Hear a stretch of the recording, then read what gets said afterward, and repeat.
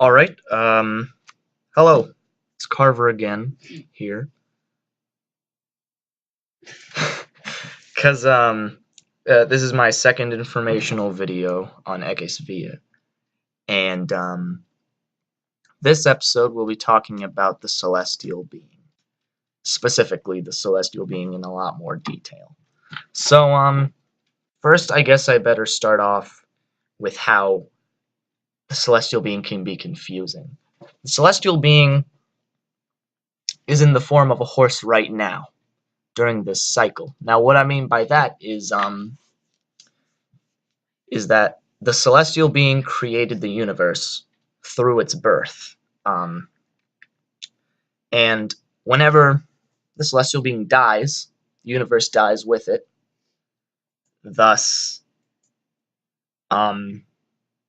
then after that, its remains that are floating throughout empty space then come together again, and it is born again. So the celestial being is a creature as old as time, and it created time itself, and it can travel through time as well. So that's why we can never really know where the celestial being came from, because it is basically the universe. It is the universe, and when the universe dies, it dies with it. Now, one way the celestial being can die is when one of the two brothers, Leonard and Kevin, kill one another. Now, the celestial being did create them, but even the celestial being is mortal, thus it can make mistakes. So the celestial being can predict everything except its own death. So the age of the universe varies each time, because celestial being doesn't know when it's going to die, and when it does, the universe ends as well. So, as I was saying, the celestial being is only a horse right now, because that is the creature, that's the creature's form that decided to take through this cycle. So by cycle, I mean its birth and death. So the celestial being is not necessarily immortal. It is mortal, but it's just that it dies and then comes back. But isn't really coming back, it's just born again. So, yeah. So the celestial being is only a horse right now because that's the form it decided to take for this cycle. In the next cycle, it will take a different form. It may take some alien creature that we don't know is even out there. So it somehow found this planet and decided to take the form of a horse for this cycle, because maybe it found that creature beautiful, I don't know. But that is why the celestial being is a horse. Thus, the horse heads of the gods and just the general horse focus of Eques. So, I guess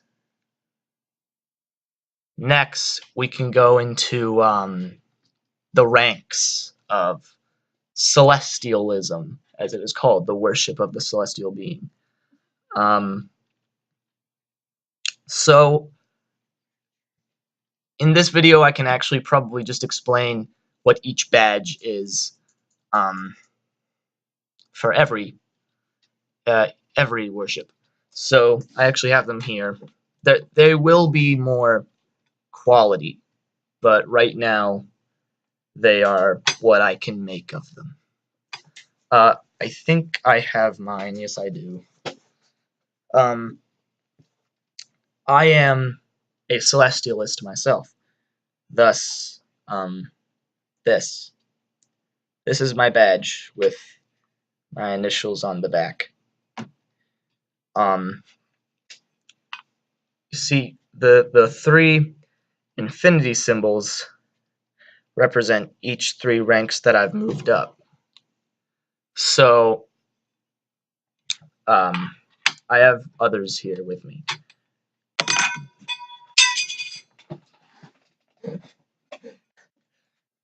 Anyway, this is the first badge that a pony gets when they join. See, there is one infinity symbol, and whenever they become a horseman, or the second rank, when they've done at least 3 rituals, they get a second one here. Then, once they've done 10, a third one here. And in order to become a great mare, a mare is simply, it's basically the same rank as a great mare, except the great mare is a step higher. It's just that they've been voted by the group to be the great mare, to lead each and every one of the rituals, to be sort of a leader in it, and be the speaker, as the voice of the celestial being, I guess you could say. And so each infinity symbol you get, that just shows more of what rank you are. And it's not just what rank you are, but it shows that you do worship said deity, because I have other badges here as well. I have a Kevinist badge, and I have a Glenardist badge. They're not that well drawn, because I'm not good with marker, but as you can see, these are the 3 symbols of each of the deities. This is Glenard's symbol right here, a horseshoe. You can draw the horseshoe however you want, but either way, his symbol is the horseshoe. Now here's Kevin's symbol here, a hoof. The hoof is more basic of a shape. It's not much, but yeah. And that just goes to show what each of them mean. Like the celestial one, the celestialist is an infinity symbol because it goes over and over and over constantly. And the horseshoe really represents how Glenard is more of a protector, more of a well, yeah, it's a protector, it's a shield. He is a shield of Kevin's evil here. Not evil, but just general bad feelings, though we do get bad feelings a lot of the time. He's a protector, but he can't rid the world of grief and sadness and anger. And so the hoof really represents the grief that just stomps on you when something horrible happens all of a sudden. Everything means something. So that's how the ranks work. And now I'll tell you about the holidays. So there's holidays for each and every deity's worship. There's Celestialist holidays, Kevinist holidays, and Glenardist holidays. Some of the Glenardist and Celestialist holidays are the same. So I can read them off right here. I don't have them memorized quite yet, but I know the next one is on April 12th. And that is actually Expansion Day. Expansion Day is the day which celebrates the humans when humans first went into space, symbolizing increasing knowledge of the universe. I'm going to read off the other holidays. New Year's Day is a big one because it represents another cycle, not of the universe, of course, but of a year. Um, so that's one of them. And then September 19th, that's just what it's called. It's called September 19th. But it celebrates loving relationships. And that is actually in Glenardism as well. There's also Great Mare Day, March 7th, so it was pretty recent, which is also in Glenardism, and it celebrates all members of Eques Via. It's just a general kind of just celebration day. You celebrate however you want. And then there's Expansion Day, and that's it. There's not many holidays because you can have more holidays with different religions if you want. That's some of the cool things about Eques Via is that you can still worship other religions whilst also worshiping this one as well, because you don't really have to believe in the gods. They're just sort of an idea that you can believe in. I myself do believe in the gods, but whatever you prefer. So I'm going to show you a ritual now, but specifically the Celestialist ritual. So yeah, and I'll put a voice recording over it of how you do it. So see you there. Okay, so here's me starting the ritual. Now, here I only have 3 candles. You're supposed to have 14 for a celestial ritual, but of course, if you don't, that's fine. I set them up in a certain manner on this celestialist symbol here. I put one in the center and one in each space of the infinity sign.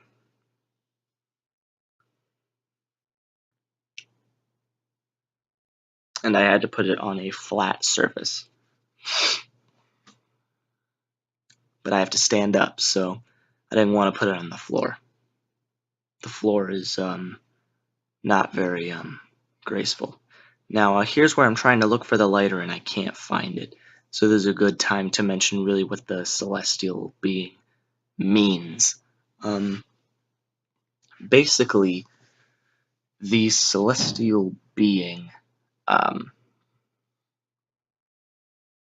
basically represents balance within oneself, and not only that, but it represents really basically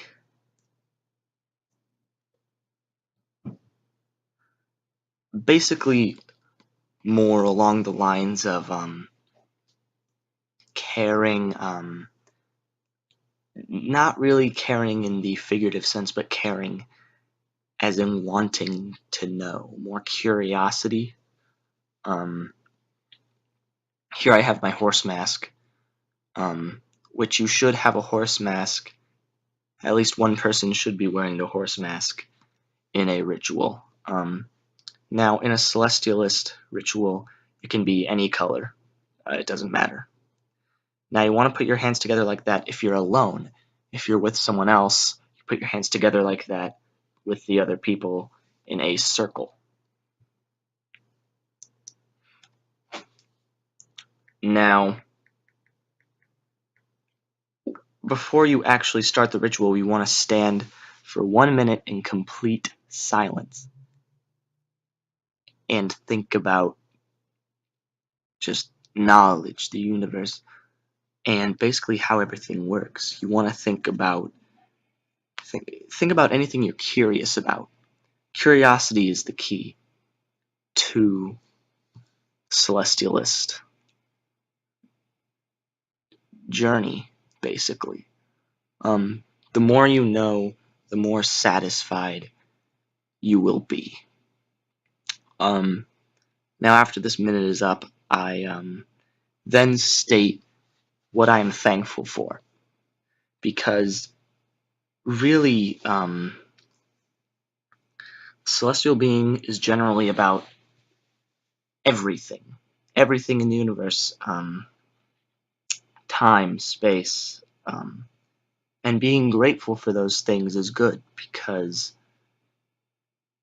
the celestial being's birth brought all these things together as one. And so it's good to learn to love people as well. I try not to dislike people. Of course, sometimes you can't help it, but that's just human nature, and the celestial being understands that.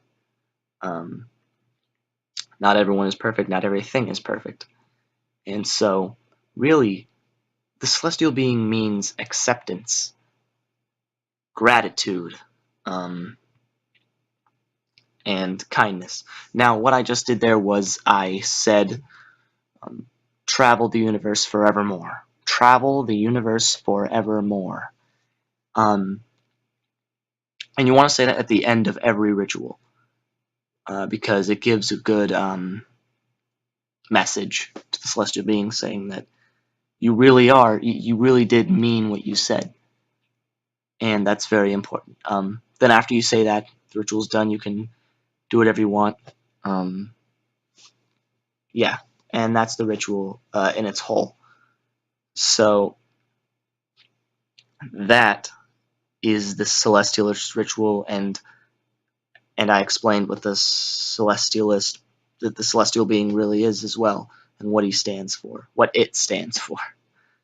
Sorry, habit, but yeah, that is everything on the celestial being, and I can basically explain more in person, but that's it. See ya.